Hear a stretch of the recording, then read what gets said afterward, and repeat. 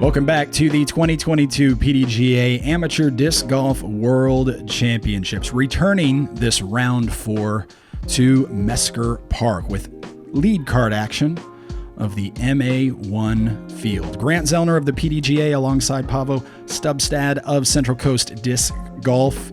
We have enjoyed watching several of these players for several days now, and this is sure to be a treat.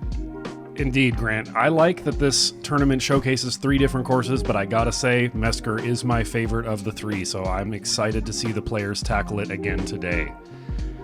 Mesker course known for elevation changes, lots of ups and downs, and of course, heavy woods. There's your leaderboard. Paul Krans, Mathew, Helms, Ilkin, Groh, and Austen Bates on tap today with a host of players nipping at their heels. Paul 8 strokes ahead of second place going into this round. Looking at hole number 1, 494 feet, a par 3, and perhaps the most difficult hole of the entire tournament. I would agree with that, Grant. As a matter of fact, in round 2, the other round here at Mesker, we saw 0 birdies on hole 1. Let's see if someone can get it today. Teeing first, Paul Krans. Paul Krans leading things off, mid-range in hand. Looking for that layup zone just to the right of that cluster of trees, which is about 305 feet downhill from the tee.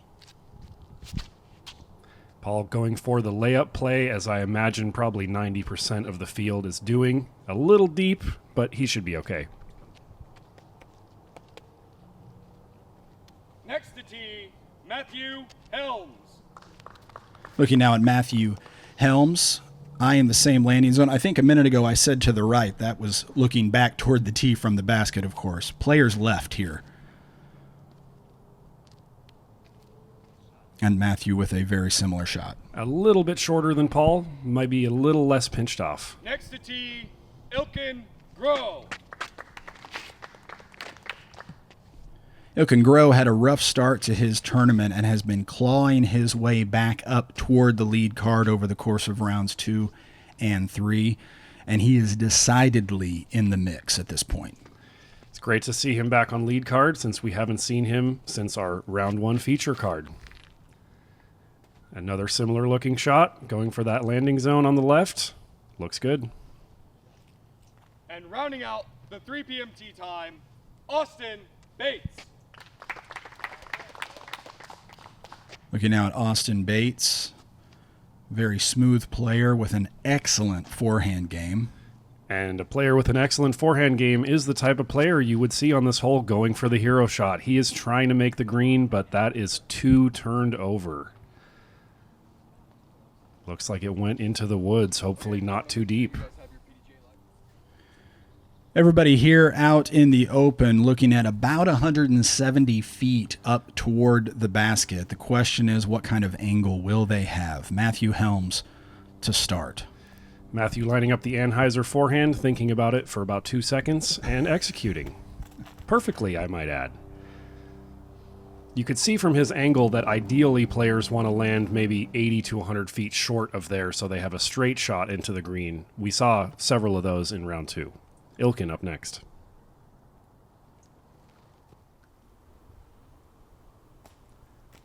Soft putter backhand into the basket area. Settles nicely. Now Paul really pinched off here. Oh my goodness, that skipped off of both railings, if you can call those rock walls railings, of that beautiful bridge there. Here's Austen. That is a fantastic out. He was pretty deep in the rough there. Pretty fortunate to have a window to the green, but it was a small one. Well executed, Austen. Here's Paul now to save a par.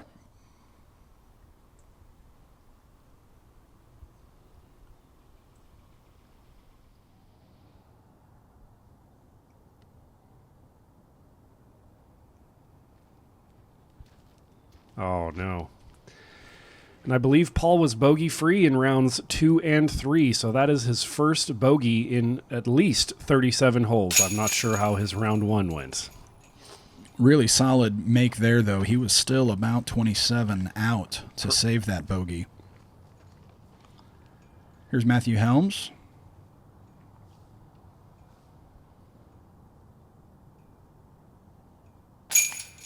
Good putt. Saves the par. Just over the edge of the basket, picking up a stroke on the leader. Austen up. Always goes through his entire routine. Good putt. And as we have one more tap in for par here from Ilkin, you might have remembered me mentioning we had 0 birdies in round 2 on this hole. Today we had 2. Wow. Congratulations to Daniel Siddell and Taylor Thomas for taking the only 2 birdies on this hole for the entire tournament. That's incredible. That's absolutely incredible. The shot shaping required, or the throw-in required to get the deuce on this opening hole here at Mesker Park is just an outstanding bit of golf. Hole number 2, looking at a 574-foot par 5. There we go. I'll get the words out. The road to the right, which you'll see as we crest the hill, is out of bounds. That little cluster of bushes in the center of the fairway, only about 250 feet from the tee. And then there's a second small bit of shrubbery. That's about 325 away. A lot of the players hoping to clear this second little bit of shrubbery in order to have a chance at the eagle here. That's right. And actually in round 2, I mistakenly referred to the green as an island green because it looks that way. The road and beyond on the right is OB, the road and beyond on the left is OB, but this little bit of road that they cross here is actually not a river. It is inbounds.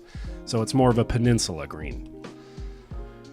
The closer you get up here to the basket, the tighter the area around the basket gets. So players trying to avoid an out-of-bounds stroke and taking a par when, as I said, eagle very accessible for players of this caliber. Mathew Helms on the box first. I would even argue that eagle on this hole is more accessible than birdie on the first hole. Mathew just squeaking around the corner. He'll be in the edge of the rough there. A bit pinched off. Eagle's probably not in play for him anymore, but this being a soft par 5, he should still be able to get the birdie. Looking Groh now. Early release out of the hand. He knew it. He mentioned it, but manages to power his way up and all the way around the corner. Austin Bates.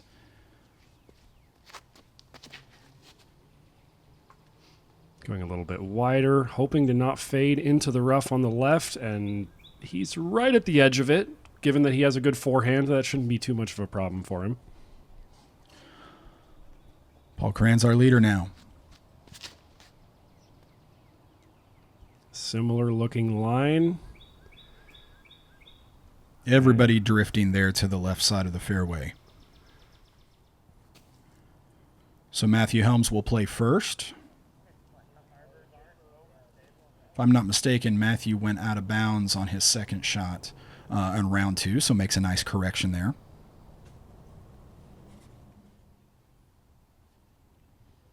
Here's Paul.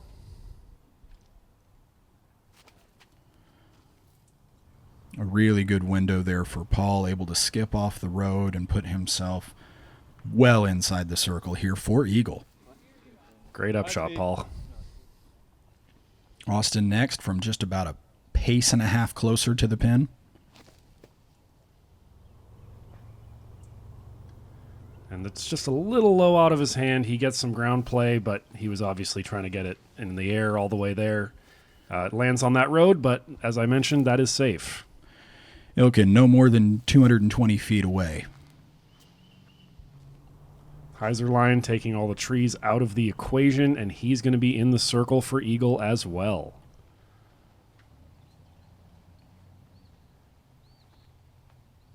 Mathew with still over 100 feet to negotiate. Beautiful. And now Austen, 75 feet or so for eagle. That's a tough putt from that far uphill as well. pretty obstructed as well. Had no choice but to flirt with the ceiling there. Paul now for eagle.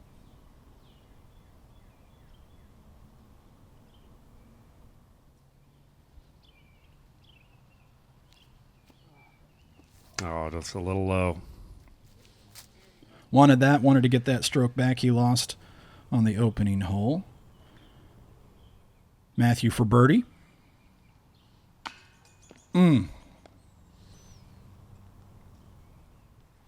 Little jittery here early in the round, maybe.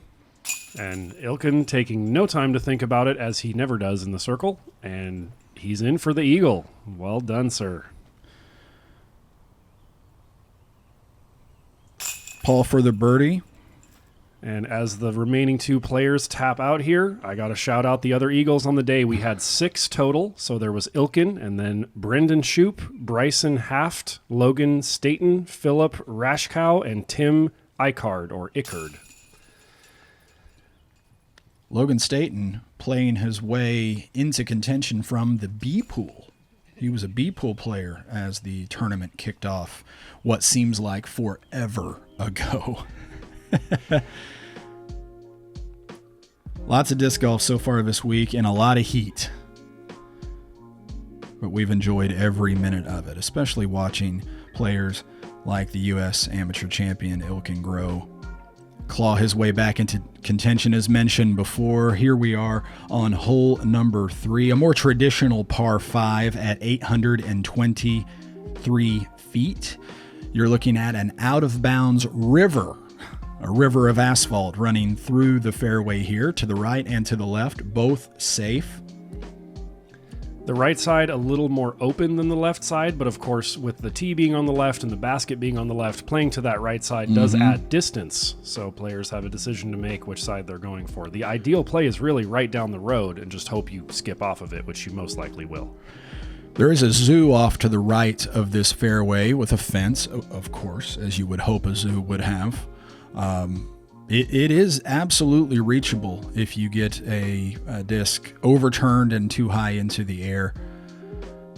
You're coming up near where the catch cam will be standing over there to the right on the road. That'll be about 500 feet off of the tee to give you a reference point here in just a few moments as our players tee off. The basket down here sort of well guarded in this low-lying area.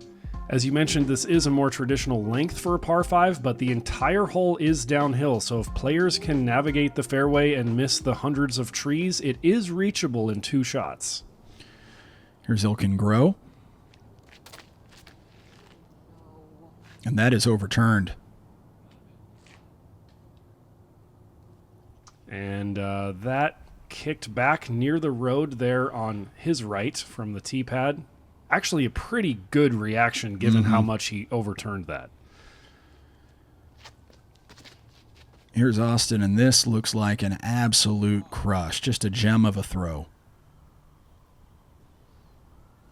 That is a great line from Austen. He's going to be down there on the left side of the fairway. Might have some trees to contend with, but that's the case almost anywhere you land on this hole. Paul off the box, looking for the skip off the road. That skip off the dirt was just about as big as an asphalt skip. Kicked a tree, but still continued maybe another 50 or 60 feet. And finally, Mathew. Working on a similar line.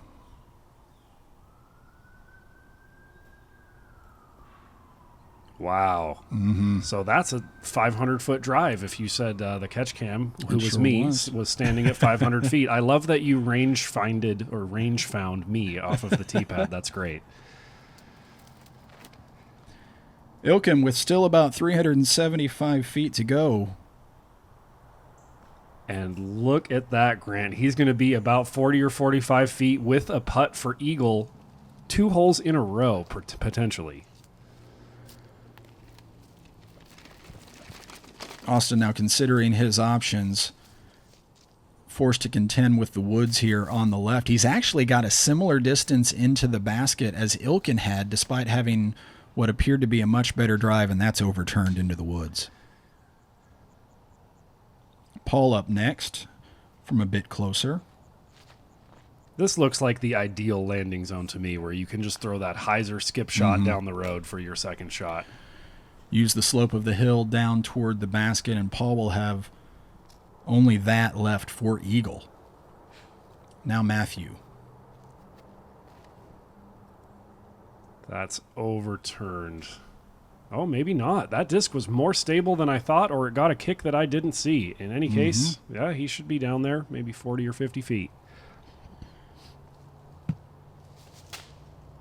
Austen, with still about 180 feet to negotiate, manages to, well, secure a relatively simple birdie here on the par 5. And here's Ilkin for eagle. 45 feet to go here.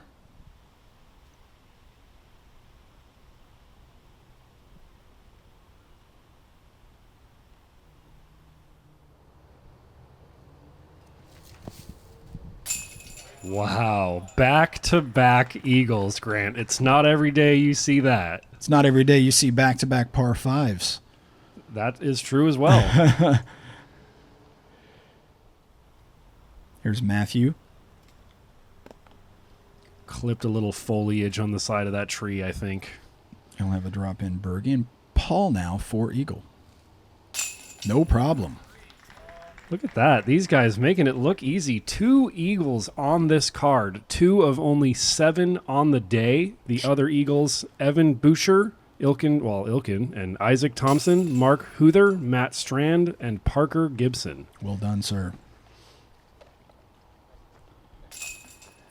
Couple tap-ins for birdie.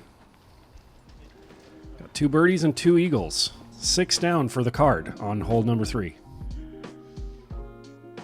Getting another look here at Ilkin's putt. Awkward stance, downhill, fist pump. What a start for Ilkin. Hole number 4 is a par 4, 599 feet. This, I called it the mossy tree. I know it's not moss. This tree we're getting ready to fly just to the right of, right about there, is 325 feet from the tee, leaving you this layup area next to that other tee box into this sort of basket perched on a hilltop. Beautiful hole. I really like this design for a par 4. It's really about hitting that landing zone to give yourself an open look through that cool-looking tunnel up to the green. Ilkin sort of, I don't know if he slipped on the tee box or if that was just a low release. Fortunate to get that skip and to have an opportunity to go for the basket anyway. Here's Paul. Paul going for the backhand turnover line. It looks like it didn't quite have the height or the turn to get into the ideal landing zone. I don't know if he'll be able to access the green from there.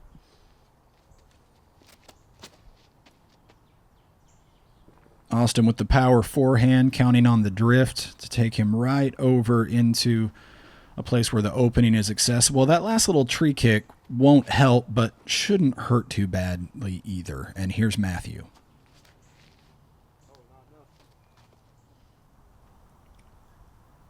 And that's too far left. That's going to be quite pinched off if he wants to try to access the green from there. Or actually, it's a bit shorter than I thought, so maybe not as pinched off, just far. Yeah, it's not as pinched off.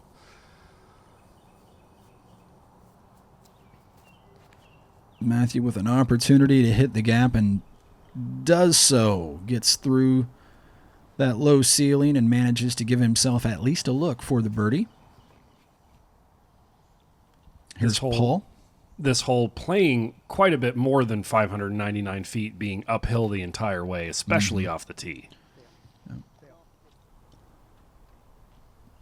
That's a pretty well executed shot there for Paul. He'll leave himself about 40 feet. Here's Ilkin Groh.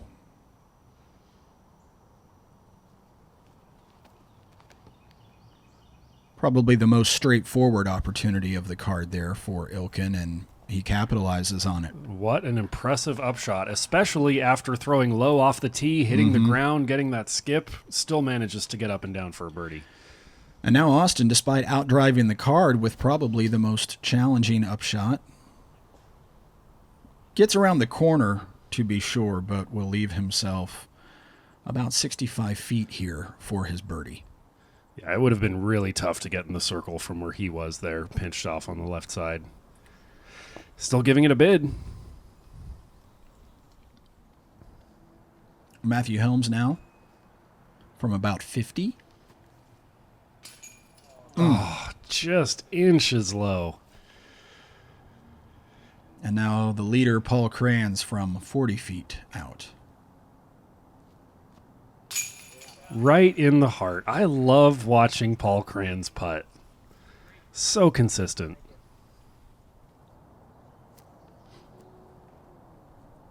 Austen cleaning up. Barely gets that one over the rim. There aren't videos on the scorecard. No problem. Big smile on Austen's face. He's an enjoyable player to be with throughout the course of the day. Ilkin drops in that birdie. Everybody else walks away from this par 4. And an interesting stat on this one, there were only 4 birdies on the day today. Ilkin, Paul, and then Jaden Phillips and John Hess. Huh. Surprising. There were a lot more in round 2. The pressure, I think, is beginning to mount.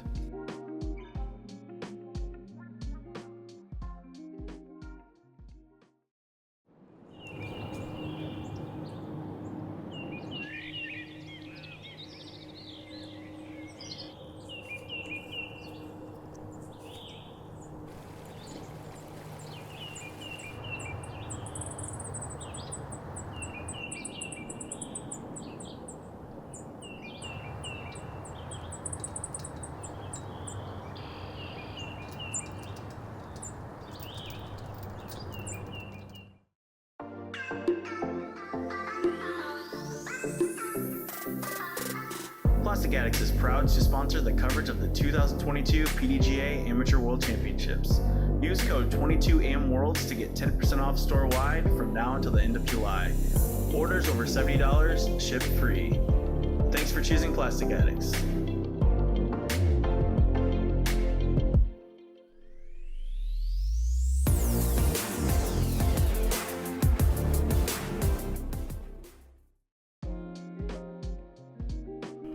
Hole 5 now, a 298-foot par 3.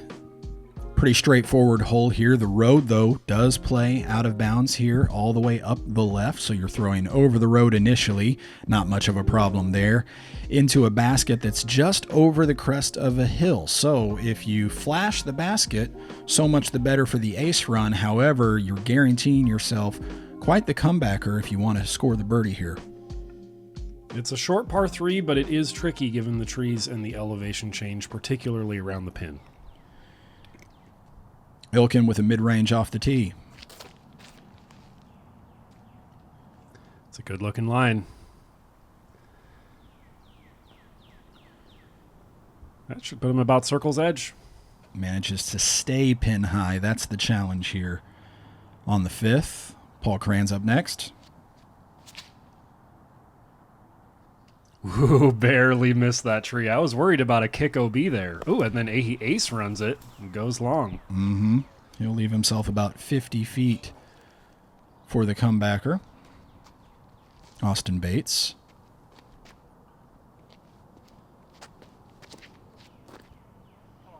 Austen going for the right side window with more of a hyzer line. And there you see again how easy it is to go deep on this one. Mm-hmm. He'll have an obstructed 50-foot shot himself to try to get that birdie. And here's Mathew quickly up.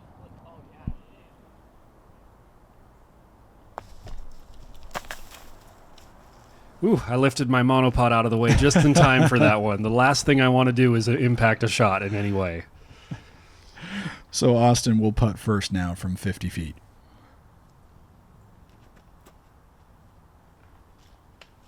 Looked at his hand. Perhaps there was some grip issue there.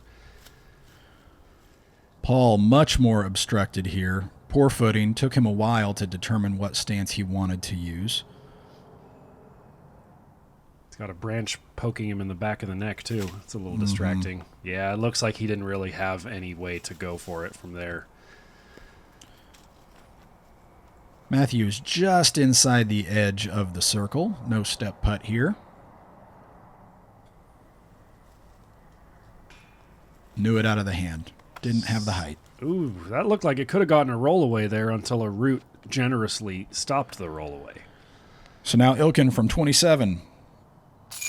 Quickly up, quickly in. I really like his approach to in the circle putts. You don't want to overthink them. You know, your body, if you've played enough disc golf, it knows what to do. Just trust your abilities. Ilkin, by the way, 6 under through 5 holes at this point, chipping away at that lead.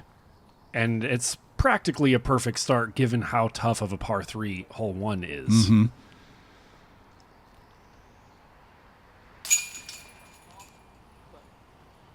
Makes me wonder if Paul is thinking about his competitors and worrying about getting caught. But he seems pretty settled mentally in his own game. Yeah, second and third have flip-flopped, with Ilkin now moving into solo possession of second place thanks to putts like this. Ooh, that was actually a little bit left side. Mm-hmm. Gets the drop, jumping up now, hole number 6, 378 feet, a steeply uphill par 4. This lone tree here, the long skinny trunk right there, about 260 off the tee. Players can't see this thicker tree or any of these off to the right from the tee box.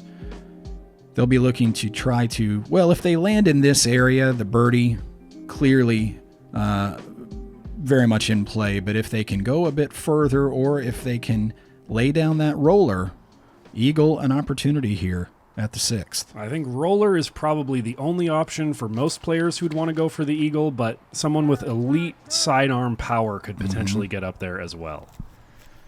Ilkin going for that roller, but it just continues straight and almost just never turns over. That's way farther up the hill than the basket. Way up there. He has a long 160 to 180 foot comebacker. Paul now with the placement forehand. Not surprised. That's a staple in Paul's game. It's that tree, but, you know, when you're playing for the birdie, that hardly makes a difference. He should still be able to get up and down for that 3. Austen with a powerful forehand, but playing a safer line.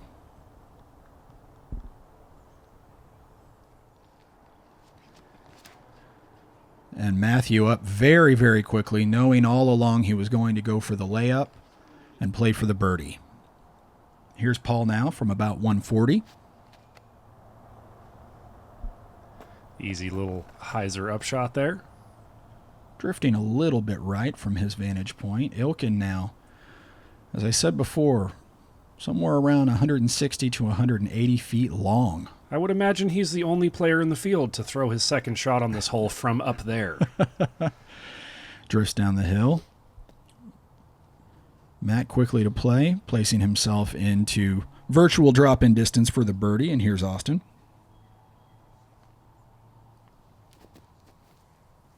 Doing much the same.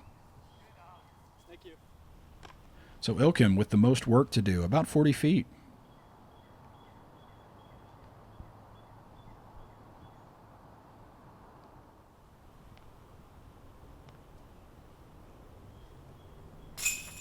Oh, another one left side, but it sticks. Very similar to the putt on number 5 there. Paul from about 15 feet closer. He cans the birdie as well. No problem, and I believe we are looking at a star frame here for our lead card. As is expected on a short par 4 like this. And as they tap out, I got to shout out the 3 eagles on the day for this hole. Daniel Siddell, Josh Pemberton, and our friend Ricky Oviatt from round 2. We even mentioned in the commentary during round 2 that we thought he had the power to get there with his forehand if he executed it properly. Looks like he did today.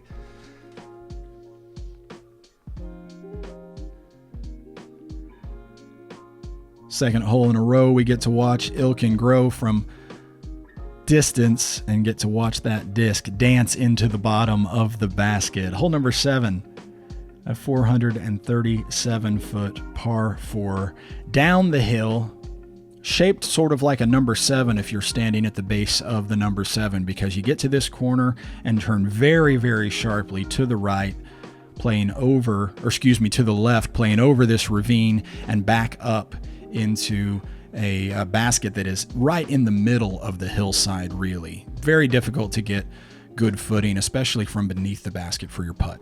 And despite the short distance, I don't feel like this one's really reachable off the tee, no matter how much power you have, because of how sharp the dogleg is. Mm-hmm.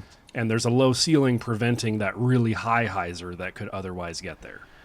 That mid-range with a late skip, the common play here. Ilkin displays for us perfectly what the model throw looks like. Here's Paul attempting the exact same shot. And he kicks off into the rough on the right side. We'll see what he has from there. Now, this is the only shot that could potentially get inside circle 2 if he turns the corner, rolls down the hill, and up the other side. Oh, boy, he was rooting it on there. Actually manages to get a favorable roll. Look at that. Continue down the hill. It just needed to turn a little bit sooner to get down the hill with some power and maybe up the other side a little bit. Mathew actually playing through the corner just a little bit, and everybody will have a better look than this. Paul just a little bit high, finds himself in the bottom of the ravine. You know, I think that was headed for the rough on the left. That might have kind of helped him just stay in the fairway. Mathew, without too many options over there, bounces the roller off the bridge. Looks like he wanted just a little more cut on that. Here's Austen. A little bit of an opportunity here for Austen. And despite that tree hit, he'll be in somewhere around 25 feet.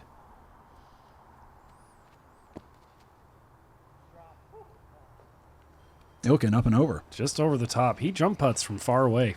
With that uphill, that's a pretty significant jump putt. And I was saying that in round 1, too. He jump putts from far. Paul's 70 feet down the hill. Down. Oh. Almost. Scares the basket for sure. Now Mathew for the second time in a row with just nothing. Chips out a little pancake, slides it up there. Austen now, maybe a pace beyond 25 feet or so. Hopefully more than a pace, since he step putted that. I actually kind of remember him taking out the rangefinder to make sure he was outside the circle. You're exactly right. I recall that now as well. He cleared it with the card, made sure he was outside the requisite 10 meters. You're exactly right. Of course, as tall as he is, that may still be just a pace outside 25 feet as Groh buries his birdie putt, and everybody else cleans up here at the 7th. And as everybody cleans up here, I got to shout out our friend Aiden Scott, who got the only eagle on the day on this hole. We saw him on lead card yesterday. If you missed that, go check it out. He did something special.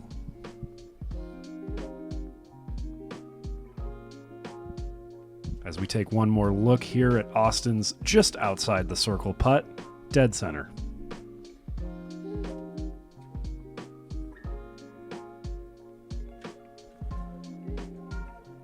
Hole number 8 is a 428-foot par 4. Another sharp dogleg to the left. Players looking at about a 240-foot shot off the tee if they want to land in this landing zone, which the camera is flying by right now. The landing zone sort of off to the right, leaving several potential gaps further up the hill here and into the basket area. And the gaps that are further up the hill are a little wider than the gap at the bottom of the hill. So the farther you get off the tee, the more rewarded you'll be with a more open shot to the green. None of them are open, but they get wider the higher you go up. Ilkin just carving an overstable, slower disc there into the landing zone. He looks like he was intentionally going for that first gap that we saw the drone fly up, content to try to hit a tighter line.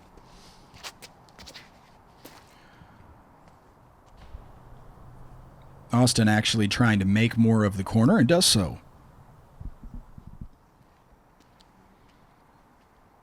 Here's Paul Krans.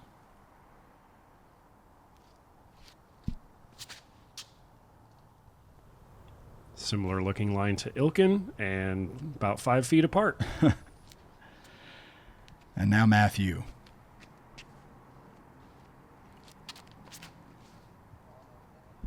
That flips up a little more than he wanted, perhaps, but actually, yeah, that should give him one of the other alternate fairways. You can see it there on the right, little hyzer line to the basket. I believe he played further up the hill in round 2 as well, so that seems to be part of his plan as Paul Grip locked that a little, kicked off some branches, and still found his way up to the green. That's a fortunate reaction off the trees. Ilkin Groh next. No. Through. Oh, no. Missed his line out of the hand. He didn't like it. We see the result. Austen with some awkward footing.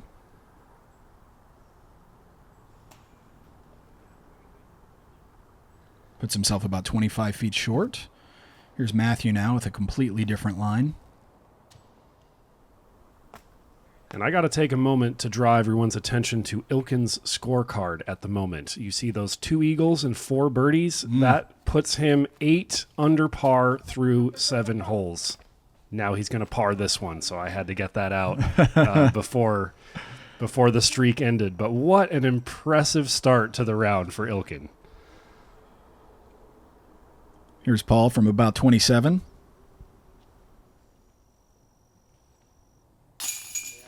In for the birdie. Another perfect putt from Paul Krans. What a surprise. The kid has consistency.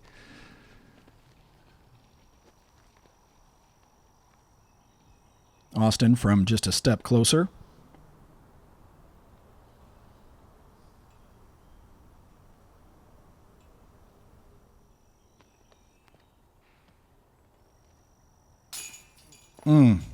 Man, just barely right side. That could have stuck. That's one of those 50-50 putts.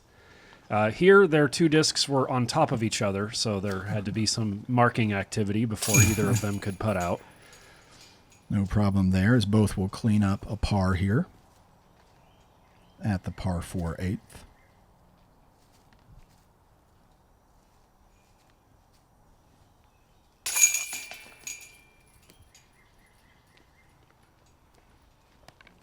And Mathew Helms for birdie.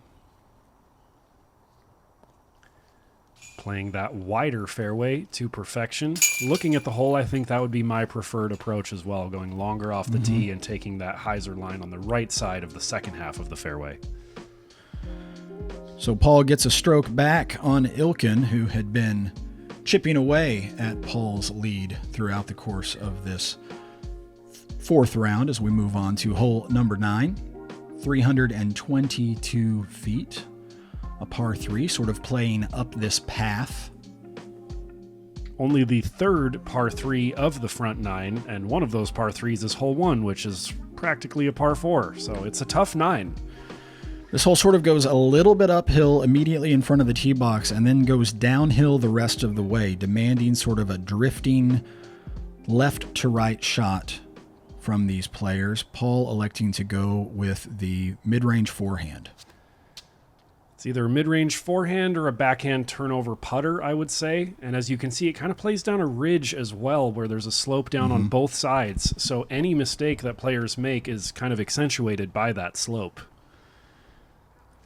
Mathew electing to go with a faster disc. And that was looking like it was going to be good if it missed that tree.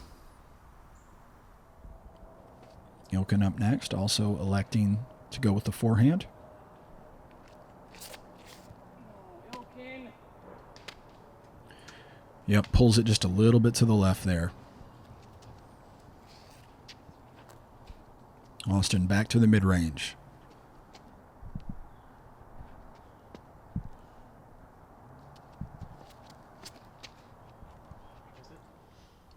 That's looking like a good line. Wow, look at that. What an understatement. An excellent line. Out of the hand as high as he threw that disc, I thought it would drift further to the right. He knows better than me exactly how to play this par 3 ninth. Ilkin still 175 feet out. still electing to jump putt from 175 feet out. Now Mathew from about 140, hoping to save his par with a good up. A little long, but savable. Paul here, 25 feet for birdie.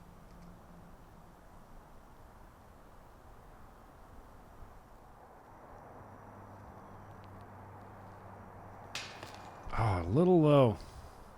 It's too bad. There was his chance to get another stroke on Ilkin. Ouch.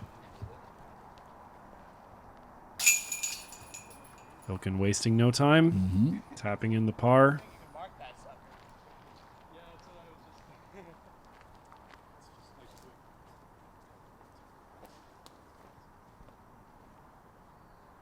Mathew now needs this to save his par. And does so. So the lone birdie of the par 3 ninth will go to Austen Bates, who needs to watch his head. Fantastic drive, Austen. Look, he wasn't even sure how to put his foot. We can't really see it because of the graphic, but there's a little ring of rocks there under the basket. That there you can see it for a split second where the disc nestled. As we take one more look at Austin's huck face as he throws this perfect forehand here on hole number 9. Just effortless. Those eyes say, yep, that looks perfect. Make sure you like and follow the PDGA here on YouTube so that you can catch us with back 9 coverage of round 4 here at the PDGA Amateur Disc Golf World Championships.